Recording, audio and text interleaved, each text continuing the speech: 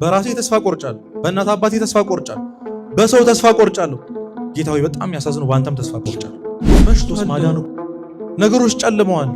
ሞት ነው የሚሸጥ። ራስህን አጥፋ ነው የሚለኝ። በተለይ ደስተኛ ያደርጋል። በጣም ብዙ ወጣቶች ራሳቸውን ያጠፉት እኮ ለሚስተካከል ችግር እኮ አልታይ ብሏቸው ይኖራል። ብዙዎቻችን እኮ ስላላመንን ኢጎ ይዞን እኮ ትዕቢት ይዞን እኮ ሰው ንስሐ የማይገባው ጻድቅ ነኝ ብሎ ካሰበ ብቻ። ታዲያ ለምን ጨልመዋል? እኔ ምንም ተስፋ የለኝም።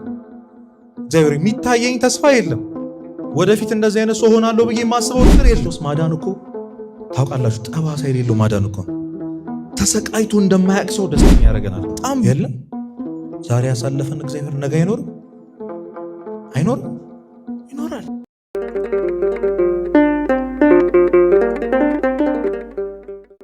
ትጋታችን፣ ጸሎታችን፣ ጾማችን፣ ለኃጢአት የነበረን ጥንቃቄ፣ እግዚአብሔርን ላለመበደል፣ ላለማሳዘን፣ ቤተክርስቲያን በየቀኑ ለመምጣት፣ መንፈሳዊ ተግባራትን ለማድረግ የነበረን ትጋት ልክ ጾሙ ሲፈታ፣ ልክ ክርስቶስ ሲነሳ እኛ ደግሞ መሞት ጀመር። አላርን አንድ ግጥም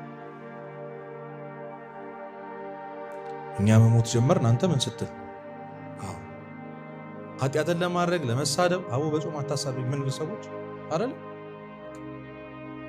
ያገኘነውን ነው ምን በላው፣ ያገኘነውን ነው ምን ጠጣው፣ ደፈለግን ነው ምን ተኛው። የነበረን ትጋት የለም። አሁን ሌላ ህይወት ጀምረናል። ኢየሩሳሌምን ጥለን ወጥተናል። ኢየሩሳሌም የተባለችው ቅዱስ ቤተክርስቲያን ናት። ከቤተክርስቲያን እንድትወጡ የገፋፋችሁ የሆነ ስሜት የለም፣ የሆነ የተፈጠረ ነገር የለም።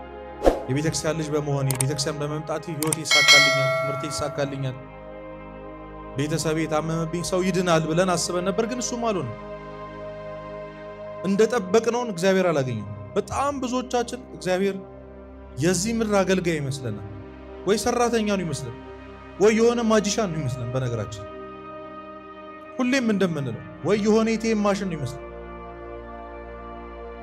ለጠየቅነው ነገር ሁሉ የምንፈልገውን ነገር ሊሰጠን የሚገባ የሆነ የሚታዘዘን ነው ይመስለን። የቤት ሰራተኛችን አድርገናል። የፈለግነውን እንጠይቀዋለን። ካልሰጠን ዝም ካልን መነጫነጭ ነው። እግዚአብሔርን ትተነው መውጣት።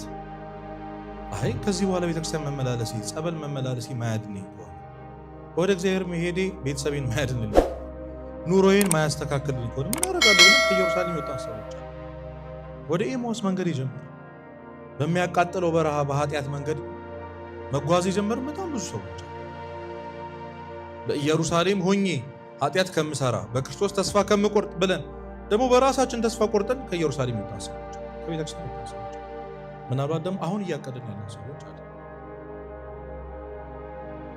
ግን ተስፋ ቆርጠንበትም ተጣልተነው አኩርፈነው ከእግዚአብሔር ጋር መሆን አያዋጣም፣ ዓለማዊ ሕይወት ነው የሚያዋጣው ብለን ክደነው። በዚህ ሁሉ የተበደለው ማን ነው? የበደልነው ማንን ነው? ግን ተበድሎ በዛው መንገድ ውስጥ አብሮን ይገኛል። አይገርማችሁ? በጣም ብዙዎቻችን እግዚአብሔር የሆነ የኃጢአት ቦታ ላይ ስንሄድ ቆይ እናንተ ግቡ እኔ ስለማይመጥነኝ ብሎ በር ላይ የሚቆም ይመስላል። እንደዚህ ይመስላችኋል? ክርስቶስ አይደለም።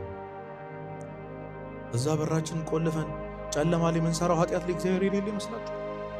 ያለቀስንበት ቀን ላይ አልነጋ ያለን ሌሊት ላይ እግዚአብሔር የሌለ ይመስላችኋል? አለ። ኃጢአት ሰርተን እኮ ነው ያዘንነው፣ የተከዝነው እኮ እሱን በድለን ነው። ተበድሎም አብሮናል። ይህን የመሰለ እምነት የለም። ሰው ይህንን ካወቀ ከምንም ነገር ይወጣል። ክርስቶስ በየትኛውም መንገድ አብሮኝ ነው ብሎ ማሰብ፣ ከኢየሩሳሌም ወጥቼም አብሮኝ ነው፣ ትንሣኤውንም ክጄ አብሮኝ ነው። ምንም ነገር ብትሉት እንዴትም ብንገፋው እግዚአብሔር አብሮ፣ ይሄንን የሐዘን ጊዜ አብሮን ነው የሚያልፈው እግዚአብሔር። ይሄን ከሱስ ከኃጢአት ጋር የምንታገልበትን ጨለማ አብሮን ነው የሚያልፈው። ስለዚህ የመጀመሪያው ነገር ማወቅ ያስፈልጋል። በዚህ መንገድ ውስጥም ቢሆን እግዚአብሔር አብሮኝ ነው። እስቲ እግዚአብሔር በሉ ከኔ ጋር ነው በሉ። አማኑኤል ማለት ነው እግዚአብሔር ከኛ ጋር ነው አይደል? ሁሌም በቃ ለሰከንድ ቢለየን እኮ በህይወታ ነው ለሰከንድ እና አይምሰላችሁ። በሚለዋወጠው ጸባያችን፣ በሚለዋወጠው ባህሪያችን፣ በሚለዋወጠው ስሜታችን፣ ሙዳችን ውስጥ ክርስቶስ ኦን ኦፍ የሚሆን አምላክ አይደለም። ሁሌም ከማጋሩ አይበሉ እንጂ ሁሌም ከማጋሩ። ይሄን ማመን ያስፈልጋል። ተስፋ ብትቆርጥም ይሄን መያዝ ያስፈልጋል። ነገሮች እየጨላለሙ ቢሆን መንገዱ እየራቀ ቢሆን፣ ፀሐዩ እየበረታ ልብህን እያቀለጠው፣ አናታችን በፀሐይ እየተመታ እንኳን ቢሆን በሁሉም መንገድ ውስጥ እግዚአብሔር ከማጋር ነው። አይተወኝም ማለት ነው። እሱ እኮ የኃጢአተኞች ወዳጅ ነው በሉት። ራሳችሁ ሄዳችሁ ጌታ ሆይ አንተ የኃጢአተኞች ወዳጅ ነህ ስትባል ሰምቼ፣ የኃጢአቶች ሁሉ አንደኛ ኃጢአተኛ ደግሞ ማን ነው? እኔ ነኝ። ስለዚህ ከኔ ጋር ምን በል ሁን ማለት ያስፈልጋል። መንገድ ደግሞ ያስፈልጋል። ላታውቁት ትችላላችሁ። አጠገባችን እንዳለ ላይሰማን ይችላል። ነገሮች እንደፈራረሱ ሊሰማን ይችላል። ግን መጸለይ ያስፈልጋል። ጸሎት ማለት እግዚአብሔርን ምን ማለት ነው? ማነጋገር ማለት አይደል? ከዚህ መጸለይ ያስፈልጋል። ብዙዎቻችን የተስፋ መቁረጥ ስሜት ሲሰማን፣ ነገሮች ሲከብዱን፣ በጣም በኃጢአት ስንዘፈቅ፣ ድሮ በጣም እንጠላው በነበረ ታግለን ከስንት መከራ ከወጣንበት ኃጢአት ስንመለስ አብዛኞቻችን ያጋጠመን ደግሞ ያ አብይ ጾም ላይ በጣም ብርቱ ነበርኩ ብለን በበዓለ ሃምሳ በወደቅንበት ኃጢአት ተስፋ ቆርጠን የራቅን ሰዎች አሉ። አይ መቼም ተስፋ የለኝም። በዛ ውስጥም ሆኖ ክርስቶስን ማናገር ግን አስፈላጊ፣ ጸሎት ማድረግ አስፈላጊ። እንደ ጸሎት የሚያድን፣ እንደ ጸሎት ወደ እግዚአብሔር የሚያቀርብ፣ እንደ ጸሎት የተበደልነውን የተወጋነውን የታመምነውን ቁስል የሚፈውስ ነገር ስለሌለ እግዚአብሔር እንደማናገር። ሰው እኮ ቴራፒ ብሎ ሰው ጋር ይሄዳል አይደል? እግዚአብሔርን ማናገር እንዴት ይፈውሳል? ሰው ጋር ሄዳችሁ ጭንቀታችንን ስናወጣ ቅልል ይለናል አይላችሁ እናንተ? እግዚአብሔር ጋር ደግሞ አስቡት። ሰው እኮ የራሱ ችግር ኖሮበት ነው የሚሰማን። እግዚአብሔር ግን ንጹሕ ነው፣ ልዩ ነው፣ ድንቅ። እዚህ አምላክ ጋር ሄዶ መናገር መናዘዝ ያስፈልጋል። ጌታ ሆይ እንዲህ ሆኛለሁ። አዎ የበደልኩ አንተን ነው። አንተን ስለመበደሌ፣ አንተን በመበደሌ በማዘኔ፣ ከኢየሩሳሌም ስለመውጣቴ ተስፋ አድርጌ ነበር እኮ ብላችሁ ማውራትም ካለባችሁ ማን ፊት ሄዳችሁ አውሩት? እግዚአብሔር ጋር አውሩት። እግዚአብሔርን ሄደን ሰው ጋር ማማት ያስፈልጋል። እግዚአብሔር እንዲያርጉኝ ውስጣችሁ እንኳን ባይቀበለው እንዴት እንደምታምኑት መመስከር አለባችሁ። ባይገባን እንኳን አይ እግዚአብሔር ያውቃል ማለት አለብን። ባይገባን እንኳን እግዚአብሔር ያስታቅም፣ እርሱ ታማኝ ነው ማለት ያስፈልጋል። አብዛኞቻችን ግን እድሉን ስናገኝ ብሶት ነው የምናወራው። ኧረ እግዚአብሔር ሳይወደኝ፣ ኧረ እግዚአብሔር ሳያየኝ። ቅድም እንዳልኳችሁ እንደ ሙዳችን ነው የምንቀያየረው። ከደበረን እንተዋዋለን፣ ደስ ካለን እናዳምጣለን። ግን በየዕለቱ ቃለ እግዚአብሔርን የሚማር ሰው ይድናል። አንድ ቀን በዛ ነው ቅዱስ ዮሐንስ አፈወርቅ ዝም ብለህ ተማር፣ ባትለወጥም ተማር፣ ባይገባህም ተማር ያለው። ከዛ ይላችሁም አንድ ልጅ በደንብ እናውቀዋለን የሚስቶሪ እንግዲህ ሄዶ አያቱን አባቴ እንደው በቃ ብል አቃተኝ፣ መጽሐፍ ቅዱስ አነባለሁ፣ ቃለ እግዚአብሔር እማራለሁ፣ አይገባኝም፣ መለወጥ አልቻልኩም እና ምንም አይነት ፕሮግረስ ራሴ ላይ አልቻልኩም፣ ምንም ለውጥ ላይ አልቻልኩም ማለት ነው። እሳቸው እዛ ጋር የከሰል ማስቀመጫ ወንፊት ይታያል አሉት። አዎ ቅርጫት ይታያል። አዎ ከሰሉን አራግፈውና በቅርጫቱ ውሃ ይዘና አሉት። ከወንዝ ምን ይዘና? በቅርጫቱ ውሃ ይያዛል። ለምን? ስለሚያፈስ አይደል? ብዙ ቀዳዳ ስላለ። እንዲህ አባቴ አይዝም እኮ ዝም ብለህ ሞክርን ያልኩን ነገር አድርጋት። ሄዶ ውሃ ይቀዝፍና እየሮጠ ይመጣል። መንገድ ላይ ያልቅበታል። ተመልሶ ሄድና አሁንም ከወንዙ ይቀዝፋል፣ እየሮጠ ይመጣል። አሁንም ያልቅበታል። ቀኑን ሙሉ ሞከረ። ይሄ የማይመስል ነገር ነው ብሎ ሄደ። እሳቸው አባቴ ሞከርኩ አቃተኝ። መጀመሪያ የማይመስል ነገር ነው ሞከርኩት። ደግሞ የጠየኳችሁ ጥያቄ ሌላ፣ እርሱ ያዘዙኝ ትእዛዝ ሌላ። ምን ያገናኛል? እስኪ ያዝከውን ቅርጫት ተመልክተው አሉት። ቅርጫቱን ሳየው በጣም ንጹህ ሆኖበታል። መጀመሪያ ምን መያዣ ነበር አልኳችሁ? ከሰል አይደል? ከሰል መያዣ መቼም ይጠቁራል። እየዞረ ውሃ ሲያረግበት ሲመላለስ ቅርጫቱ ምን ብሏል? ጽድት። በዚህ የተማራችሁት ቃል እግዚአብሔር አይምሯችሁ ውስጥ ላይቀመጥ ይችላል። ዛሬ የተማርነው ትምህርት ምንም ነገር እንዳልሰራ ዝም ብለህ ተማር። የውሃ ጠብታ፣ የማያቋርጥ የውሃ ጠብታ አለትን እንደሚሰነጥቅ ይላል ቅዱስ።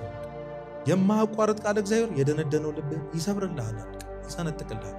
አንድ ቀን እግዚአብሔርን መውደድ ትችላለህ። አንድ ቀን ለንስሐ ለሥጋው ደግሞ ለተስፋ ደስ ስለሚል ሕይወት ያበቃሃል። ስለዚህ ዝም ብለህ ምን በል ተማር። ስለዚህ በየቀኑ ቃል እግዚአብሔር መስማት ያስፈልጋል። አዎ አልገባንም እኮ ጥያቄያችን ራሱ ምን እንደሆነ ላናውቅ እንችላለን። ግን መማር መቀበል ያስፈልጋል። መንገድ ላይ አንድ ቡትቶ የለበሰ ሰው ሊያስተምራችሁ ይሞክር ትማራላችሁ? አንሰማ። እግዚአብሔር ግን በማን እንደሚናገር አናውቅም። ቅዱስ ያሬድ እኮ እዚህ የደረሰው በትል ተምሮ እኮ። ቅድም በጸሎት ስንከፍት ምን አለን? የዕለት እንጀራችንን ስጠን መቼ? የዕለት የዕለት ማለት ነው አይደለ? ይህንን ጸሎት ሁሌ እንደግመዋለን። ዛሬ በልታችኋል አልበላችሁ፣ ስለዚህ ጸሎቱ ሰምሯል ማለት ነው። ግን ክርስቶስ በትክክል የዕለት እንጀራችሁን ያሉ የሚበላውን እንጀራ ብቻ አይደለም። የመጀመሪያው ስጋና ደምህን የማያስርበውን ከበላነው በኋላ ከጠጣነው በኋላ የማያስጠማውን ስጋና ደምን ምን በለኝ ስጠኝ ነው። የህይወት እንጀራ ስጠኝ ስንለው ዛሬ ቅዳሴ ተቀድሶ የክርስቶስ ስጋና ደም ተፈቷል አልተፈቷል? ተዘጋጅቷል። አያችሁ፣ የጠየቅነውን ሰጥቶናል። እኛ ግን አልተቀበልንም። እንጀራዋን የሚጠቅመንን ብቻ በላን። ዛሬ ቁርስ ምሳችን የሰጠንን በልተናል። የህይወት እንጀራ የተባለው ሌላኛው ቃለ እግዚአብሔር ነው። ምን አልኳችሁ? እስኪ ቃለ እግዚአብሔር በሉ። ይሄንን ዛሬ ጠዋት ጠይቃችሁት ነው ዛሬ የሰጠን። ስለዚህ ነገም ያን ጸሎት ስንጠይቀው የዕለት እንጀራ በሰጠን ቁጥር ስጋና ደሙንም የእሱንም ቃል ይሰጠናል። መቀበልና መብላት የኛ ድርሻ። እንዴት እንደሚያስተካክል ደግሞ የተማረ ሰው በዚህ የጨለማ ውስጥ ክርስቶስን መጋበዝ አለበት። እግዚአብሔር ማንንም ሰው አስገድዶ አይምርም። ማንንም ሰው አስገድዶ ወደ ኢየሩሳሌም አይመልስም። ማንንም ሰው አስገድዶ የራሱ አያደርግም። እግዚአብሔር ለሁላችን ነጻ ፍቃድ ሰጥቷል። ያንን ማድረግ የምንችል መዳን ከፈለግን መዳን የምንችለው ማንን? ስለዚህ ጋብዙት ወደ ቤታችሁ። ወደ ጨለማው ክፍላችን እንጋብዘው፣ ወደ ልባችን እንጋብዘው። ክርስቶስ እጃችን አሳልፈን እንስጠው። ጌታዬና መድኃኒቴ ኢየሱስ ክርስቶስ ሆይ እስከ ዛሬ ድረስ በራሴ አቅም የሚሆን መስሎኝ ነበር፣ አሁን ግን አልቻልኩም። ችላችኋል? በራሳችሁ አቅም አልቻልኩም አሁን። ስለዚህ ግባ ወደ ቤቴ፣ እምነትን ጨምርልኝ፣ የሰጠኝን ነፃ ፍቃድ አሳልፌ እንድሰጥህ ከራሴ አላቀኝ። ጌታ ሆይ ከራሴ አላቀኝ። ለራሴ ጥሩ ጌታ ጥሩ ባሪያ ልሆን አልቻልኩም። ጥሩ ጌታ ልሆን አልቻልኩም። ጥሩ መሪ ልሆን አልቻልኩም። ለራሴ ሰውነት ለገዛ ሰውነት ጥሩ እረኛ ልሆን አልቻልኩም። የገዛ ህይወቴን ለማስተካከል እንኳን በትክክል እየኖርኩ አይደለም። ስንፍና ይዞኛል። ስክሮል ሳደርግ ነው የምውለው። ማመሻው ተኝቼ ነው ማለት መትጋት አቅቶኛል ለራሴ ህይወት እንኳን። ስለዚህ ከራሴ ምን በለኝ አላቀኝ። ከራሴ አላቀኝ፣ የራስህ አድርገኝ። ያንተ ልሁን ጌታ ሆይ ማለት ነው። በነገሮች ሁሉ እጆችህ ይቅደሙልኝ ጌታ ሆይ። ፈቃድህ እስኪ ፈቃድህ በሉ ይሁን። የእግዚአብሔር ፈቃድ ሁሌ መልካም ነው። አባት ለልጁ እንደሚያስበው ከምንም ነገር በላይ እግዚአብሔር ለኛ ያስባል። ሁሌ መልካም